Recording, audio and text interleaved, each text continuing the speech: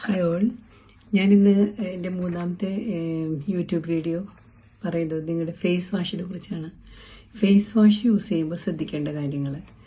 എല്ലാവരും അവരവരുടെ സ്കിൻ ടൈപ്പിനനുസരിച്ച് വേണം ഫേസ് വാഷ് യൂസ് ചെയ്യാൻ.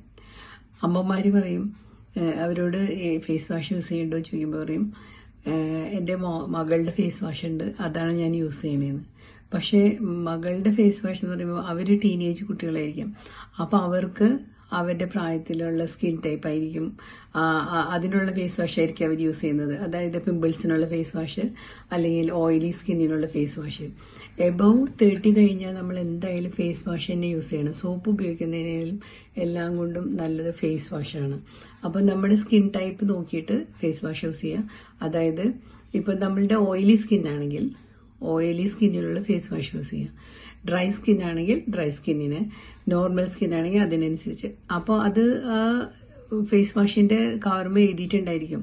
നമ്മുടെ സ്കിൻ ടൈപ്പ് ഏതാണെന്ന് നമ്മൾ കണ്ടുപിടിക്കണം. അതായത് ഇപ്പം നമ്മൾ രാത്രി മുഖം നന്നായി വാഷ് ചെയ്തിട്ട് രാത്രി കിടന്നുറങ്ങി രാവിലെ എഴുന്നേറ്റ് നോക്കുമ്പോൾ നമ്മുടെ സ്കിന്നിൽ കുറച്ച് ഓയിലി ആയിട്ട്, ഏതൊക്കെ പാർട്ടിലാണ് ഓയിലി ആയിട്ട് നിൽക്കണേന്ന് നോക്കുക. ഒരു ടിഷ്യൂ പേപ്പർ വെച്ചിട്ട് കവർ ചെയ്തിട്ട് നോക്കുമ്പോൾ നമുക്ക് മനസ്സിലാക്കാൻ പറ്റും ഓയിലി ആണോ, ഡ്രൈ ആണോ, നോർമൽ സ്കിന്നാണോ, കോമ്പിനേഷൻ സ്കിന്നാണോ ഏതെന്ന്. അതിനനുസരിച്ചുള്ള ഫേസ് വാഷ് നമ്മൾ യൂസ് ചെയ്യണം.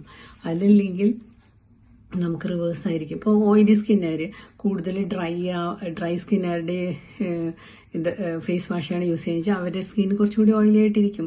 ഡ്രൈ സ്കിന്നുകാർക്ക് കുറച്ച് ഓയിലി മോയ്സ്ചറും കൂടി ആയിട്ടുള്ള സ്കിന്നാണ് ഫേസ് വാഷാണ് യൂസ് ചെയ്യേണ്ടത്.